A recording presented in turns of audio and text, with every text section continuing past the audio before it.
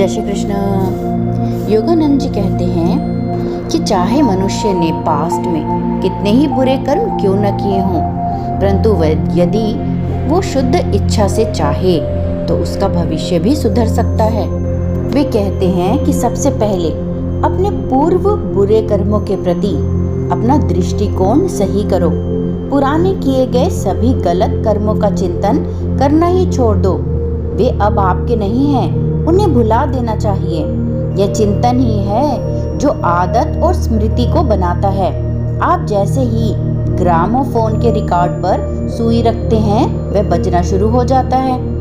चिंतन वह सुई है जो अतीत के कर्मों का रिकॉर्ड बजाती है। इसीलिए आपको बुरे कर्मों पर एकाग्र नहीं होना चाहिए। अतीत के अविवेक से किए गए कर्मों से दुखी क्यों रहते हो, उनकी स्मृति को मन से निकाल दें, परंतु ध्यान रखें उनकी पुनरावृत्ति ना हो, यानी वो कभी रिपीट नहीं होने चाहिए। आप किए गए गलत कार्यों पर चिंतित हो सकते हैं, परंतु ईश्वर नहीं, क्योंकि जो बीत गया सो बीत गया। आप ईश्वर की संतान हैं और आपने जो भी गलतियां की हैं वे इसलिए हुई थी क्योंकि आप ईश्वर को नहीं जानते थे। अज्ञानता के प्रभाव में किए गए गलत कार्यों की बुराई को वे आपके विरुद्ध नहीं बनाए रखते। वे केवल इतना ही कहते हैं कि आप अपने गलत कार्यों को फिर से रिपीट ना करें, उनकी पुनरावृत्ति ना करें। वे केवल यही जानना चाहते हैं कि आप अच्छा बनने के अपने इरादे के प्रति सच्चे हैं या नहीं। अतीत को भूल जाओ। मेरे गुरु श्री युक्तेश्वर जी भी यही कहते थे।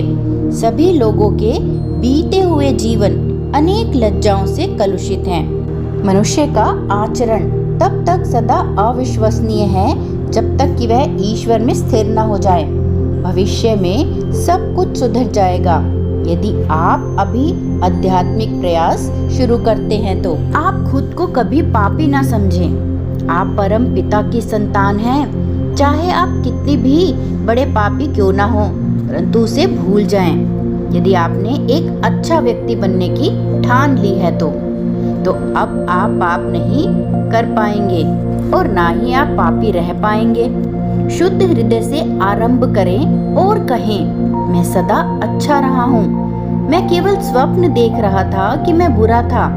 यह सत्य है कि बुराई एक दुस्वप्न है और आत्मा से इसका कोई संबंध नहीं है। चाहे आपकी गलतियां सागर जितनी गहरी हों, लेकिन आपकी आत्मा उनके द्वारा निगली नहीं जा सकती।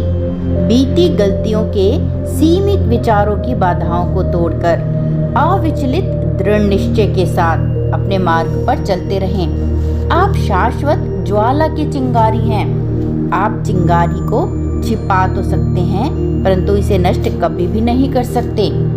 एक गुफा में हजारों वर्षों तक अंधेरे का शासन हो सकता है, परंतु अंदर प्रकाश की लौ को लाते ही अंधेरा ऐसे लुप्त हो जाएगा जैसे वे कभी था ही नहीं।